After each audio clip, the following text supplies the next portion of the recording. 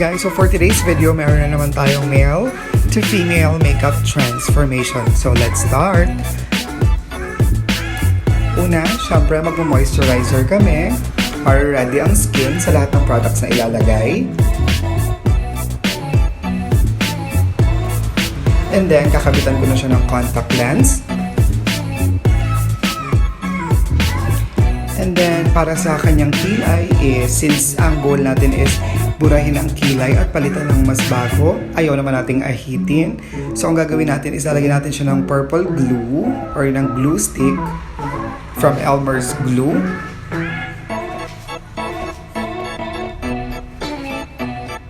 Then, i-brush up natin yung mga hair.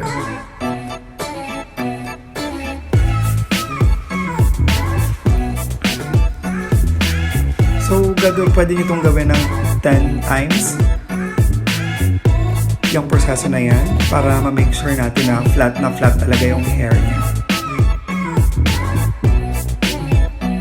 After nun is lalagyan nyo lang ng powder, then pwede na kayo mag-color correct any orangey shade na lipstick or color corrector is pwede. Dito sa video na to, ang ginamit ko is lipstick lang.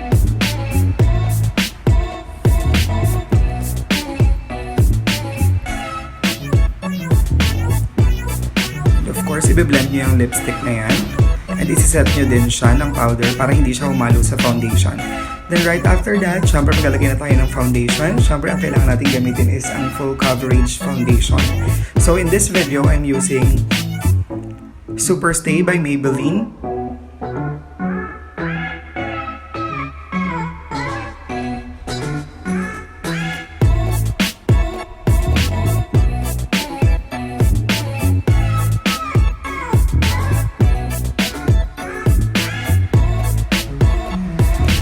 Then for concealer, I'm also using Maybelline Fit Me Concealer in the shade Light.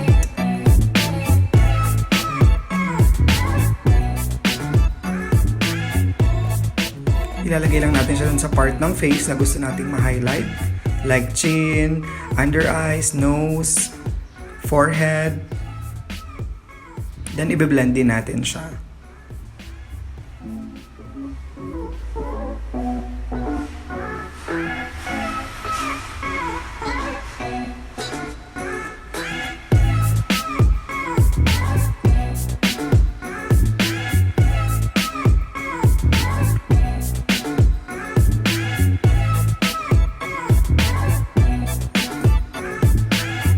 Then after nun, syempre isa-set natin ang powder, yung ating base, para ma-make sure natin hindi mag-move yung mga cream at liquid products na ginamit natin sa face niya.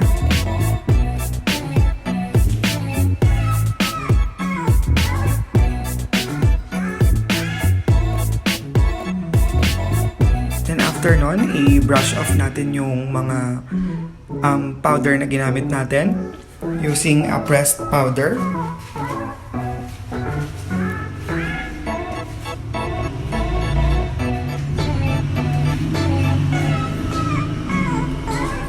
Then, magsa-start na tayo ng contouring. At doon tayo magsa-start sa nose. So, ito na yung nose contouring.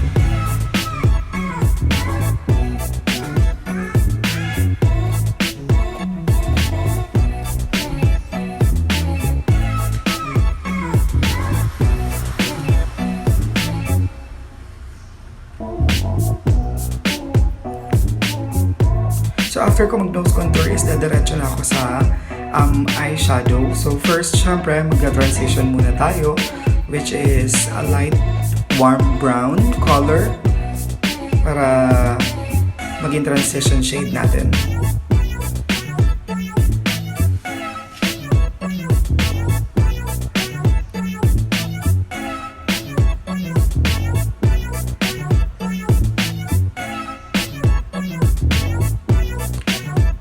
I-intensify ko din yung transition shade dun sa may crease part. I-intensify ko siya using the same color pero mas focus lang dun sa baba nung ginawa nating transition shade.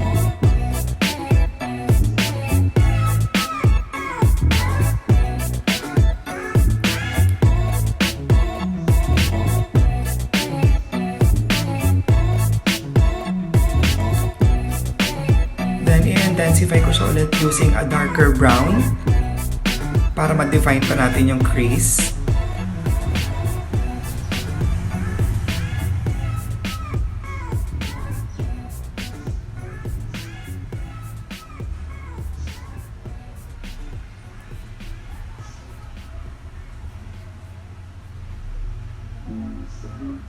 At para magmukhang plakadong-plakado yung mata at buhay na buhay, syempre mag-a-add ako ng black pero sa outer corner lang ng kanyang mata.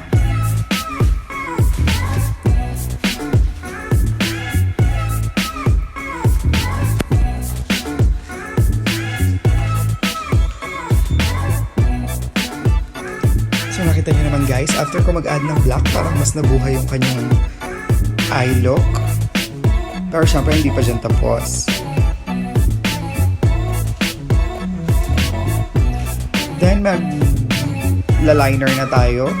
So any black liquid liner, pwede po natin gamitin.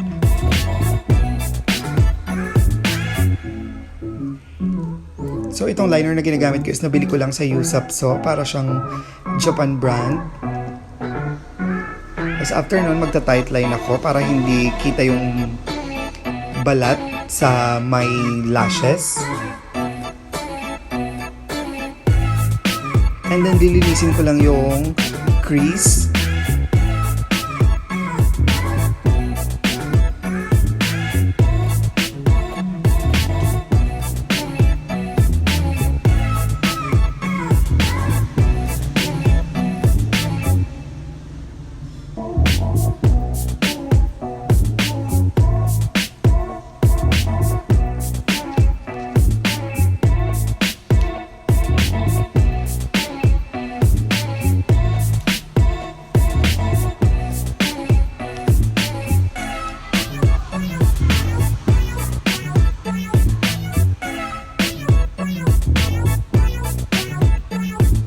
Then after nyan, mag-a-add lang ako ng falsies. So ayun, go na tayo sa sa lower lash line. Siyempre, gagamitin ko yung transition shade na ginamit ko, which is the warm brown. Then i-intensify ko din yung lower lash line using a black eyeshadow. Then yun, andun na tayo, nagba-blush on nga kami. I'm using Huda Beauty, the Topaz collection. And right after that, yan, nag-overline na ako ng lips using a darker brown lip liner.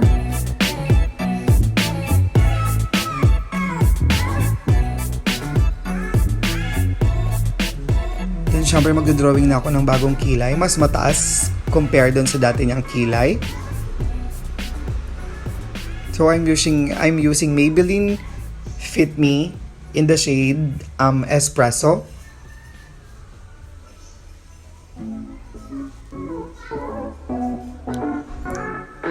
Tapos lilinisin ko lang yung kanyang yung brow bone or yung baba ng kilay.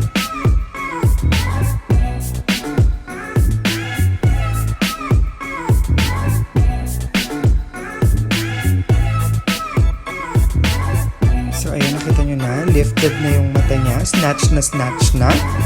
Siyempre mag-a-add ako ng glitter sa inner corner para mas mukhang pasabog.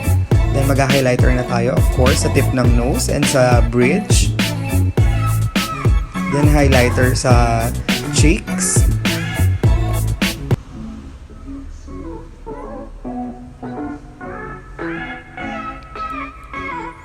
Okay, so here's the final look.